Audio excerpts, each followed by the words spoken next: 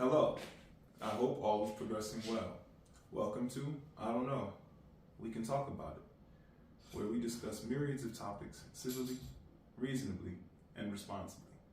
My name is Kevin Dufresne. Our first topic concerns English learners and progression rates to graduation rates. I think having the data available is very valuable. Building on the data is very valuable to ensure an awareness of English learners' progressions are available for future progressions. The information relevant not only for English learners, though learners in general, proves beyond bias how particular homes, even beyond income, to the core of what a family is, the upbringing of an individual, proves the value of having data available, though increment nuances need attention that might not be so easily trackable, which we'll get into in the discussion of our next topic. Though parameters of English learning are going to be more valuable in connection with the actual material. The data is supportive of what might be affecting any individual. The progressions are more in connection with what parameters are set, what materials are ready, what is happening to assist one's progressions toward graduation, though to be in connection with better learning parameters.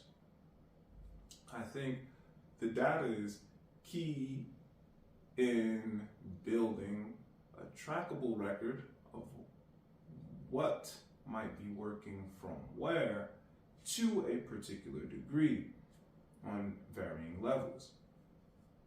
For example, high-income homes without books might be a challenging comparison for low, medium income homes with books. I think nuances need respect. I feel as though any language learner benefits from connecting whatever interests are of the language learners to the language parameter. So if an individual has an interest in mechanical engineering, then learning in connection with mechanical engineering is very sound, so one may easily matriculate into one's interest, then learn what might seem peripheral, though main stage to anyone else, peripheral to an individual specializing for a particular avenue, a particular environment in which one is having an interest in. I feel as though language learning needs to be in connection with one's interest. Is that a responsibility for an educator or more so for an individual? I think any entity working with the individual learning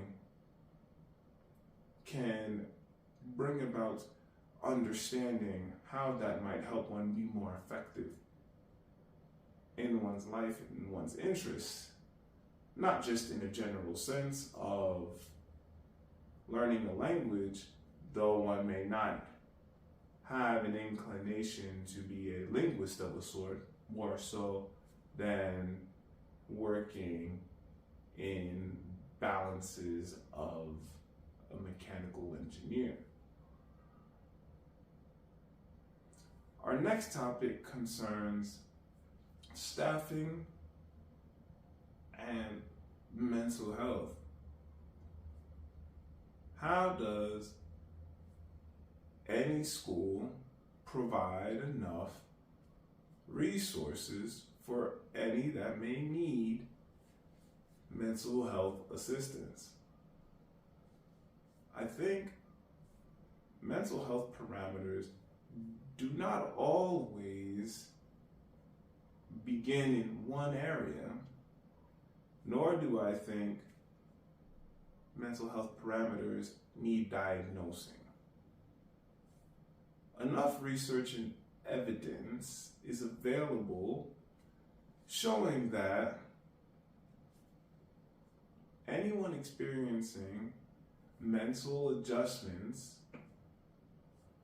needs experiences between how one feels and adjusting oneself, figuring out oneself how to resolve a situation so as to be more effective with any of the mental health situations or any situation even beyond mental health as one matures, as one continues progressing through life.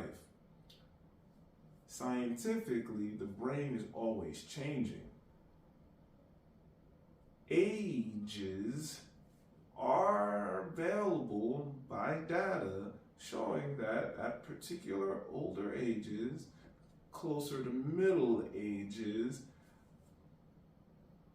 individuals are in more tune, more control of life personally. Considering every generation has different forms of technology available, individuals will have progressions from different experiences.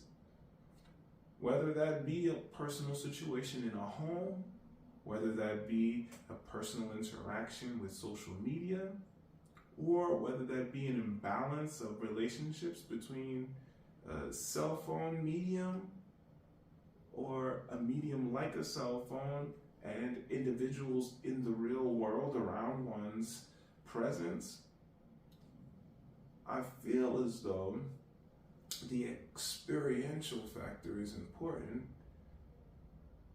even considering every individual is a human with particular faculties that may assist one in progressing one's own life well. The technological factors need attention, and every situation is likely very different, even if seemingly to a minimal degree, that minimal degree may be very different and very impacting for one individual in comparison to another. Where does an educational atmosphere come into play? I think providing the resources can be very helpful to any individual that needs mental health assistance. Resources that empower individuals to be more autonomous, to feel more in connection with one's life, one's wants, one's goals in the long term. I think each situation can vary so much to a point that even acknowledging that one may have more control at a later point in life can be helpful for any individual within an educational atmosphere that needs mental health assistance.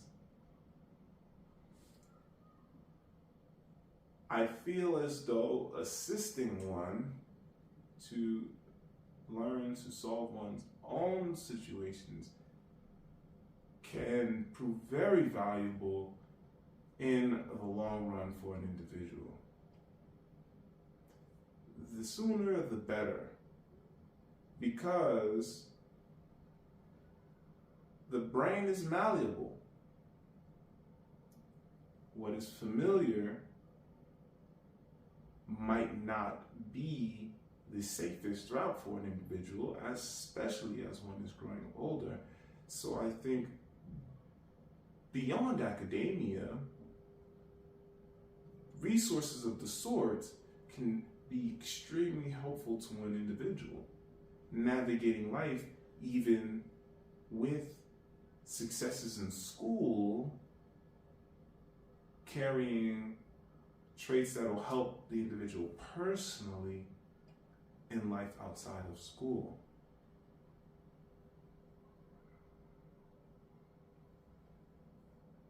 Of course, there are many resolves. I feel as though empowering an individual with knowledge is extremely important in such a regard to a long-term, autonomous, healthy, peaceful life. All right, let's do some origami. We're actually going to keep our rectangular paper. So let's just fold in the top part here. We're going to go points in. You don't have to fold the paper in half. Just move the points so the points meet in the middle. And then we'll have like a diamond that's split in half. This is not perfect rectangle paper. One part has round edges, one part has sharp edges, frilled edges. It's okay. No need to be perfect. Just do our best with what we have. So next, we're going to take this and fold it forward.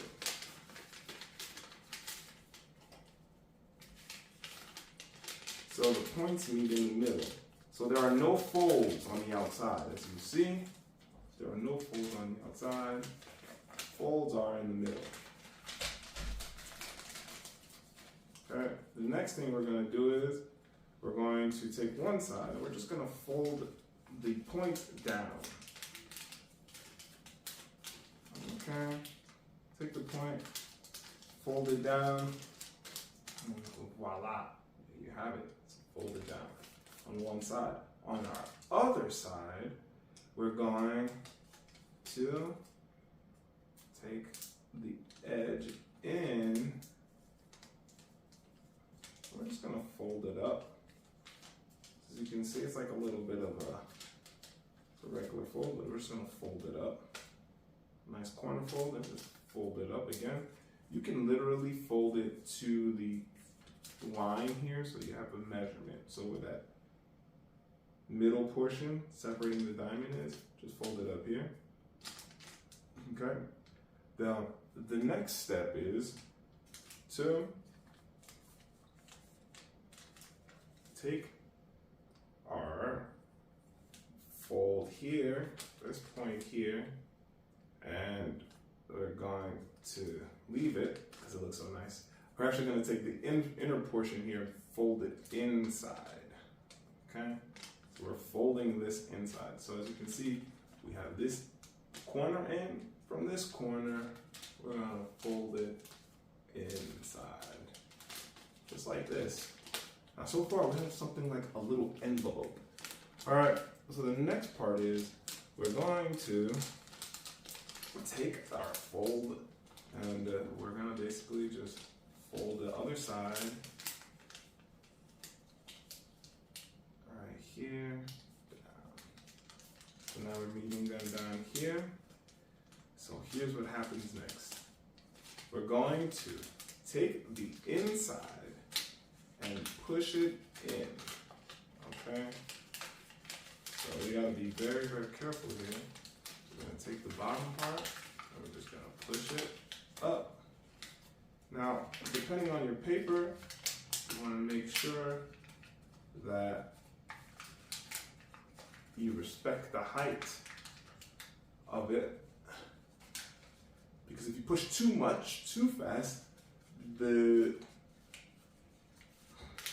vase fancy box, if you will not hold as clearly as you see here. And so here we go. We have a fancy box, that's what it's called. And it can just stand up tall like that. Oh, looks really nice. I like the fancy box. Gives a nice little perspective up. And there are more than just these ways to fold it. You can actually, if you look at the instructions, you can actually make it a little bit more square. If you like, I actually like it this way. Longer, bigger. I love it. It's really nice. What will yours look like? Our next topic is about reading a physical book, which has so many benefits.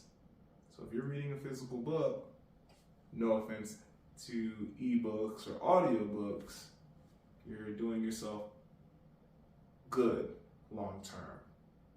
Awesome stuff. The book I'm going to discuss today is The Secret. There's actually a film by the same name. The Secret follows a question and answer format.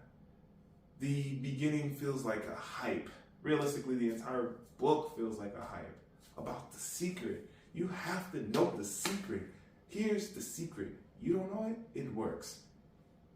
All along, throughout the book, the secret is about the secret. Which, after the reveal happens, a third of the way through about, then more hype. Does the secret work? I think the balance of the energy of the secret really is effective. I think if one is in tune with what one wants in one's life, the law of attraction can be very awesome and effective and wonderful. And I feel as though one must continue to navigate all that entails with one's goals or wants or needs.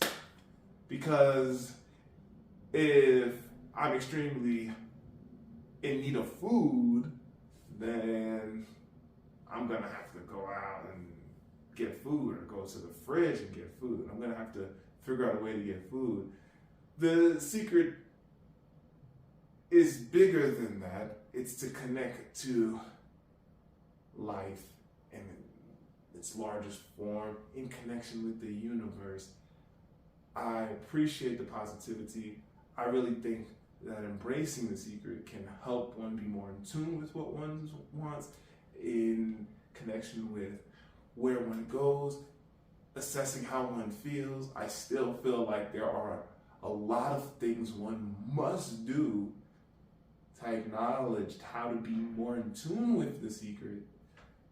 And I feel as though with all the other actions in progress, the mentality in progress, one may really benefit from the secret. Of course, one must do what one must in order for the secret to arrive, to reveal itself, for one to encounter the secret. If the secret isn't already within you, which obviously the secret isn't in you. That's really the idea, which connects to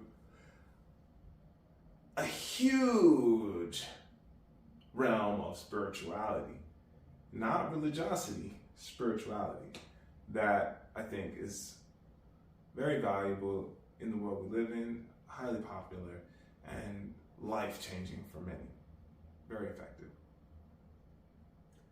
Thank you for joining another episode of I Don't Know.